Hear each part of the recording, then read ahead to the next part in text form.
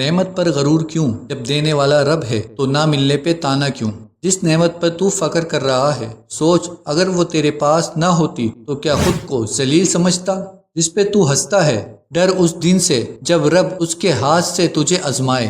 اللہ رب العزت قرآن مجید میں ارشاد فرماتا ہے، ترجمہ کنز الایمان، اور اللہ دیتا ہے اپنی سلطنت سے جسے چاہے۔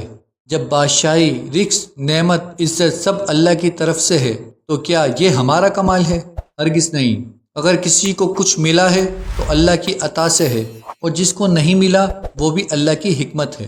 فرمان آخری نبی صلی اللہ علیہ وسلم، بے شک اللہ تمہارے چہروں اور جسموں کو نہیں دیکھتا بلکہ تمہارے دلوں اور اعمال کو دیکھتا ہے۔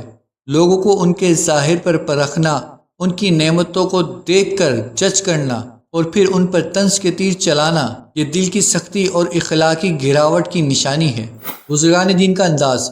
حضرت شیخ عبد القادر جیلانی رحمۃ اللہ علیہ فرماتے ہیں، جس نعمت پہ تو فخر کرتا ہے وہ اگر آزمائش ہو تو کیا تو اس پر بھی فخر کرے گا؟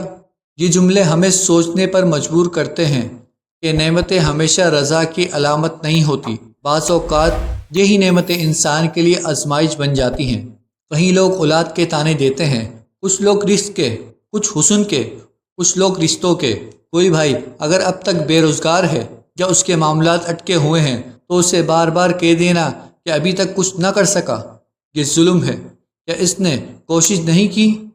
وہ تو راتوں کو رو رو کر رب سے مانگتا ہے اور تم ہو کہ تانے دیتے ہو۔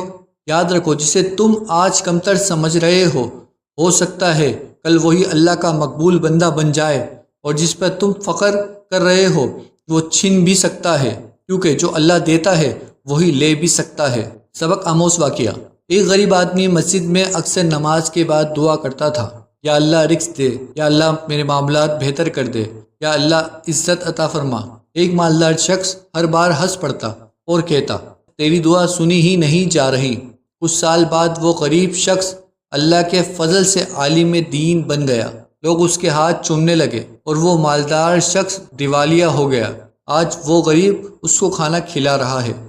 اللہ کے بندو، اگر نعمت ملی ہے تو شکر کرو، غرور نہ کرو، اور اگر کسی بھائی کو نہیں ملی تو اس کا مذاق مت اڑاؤ، اس پر ترس کھاؤ، دعا کرو، سہارا بنو۔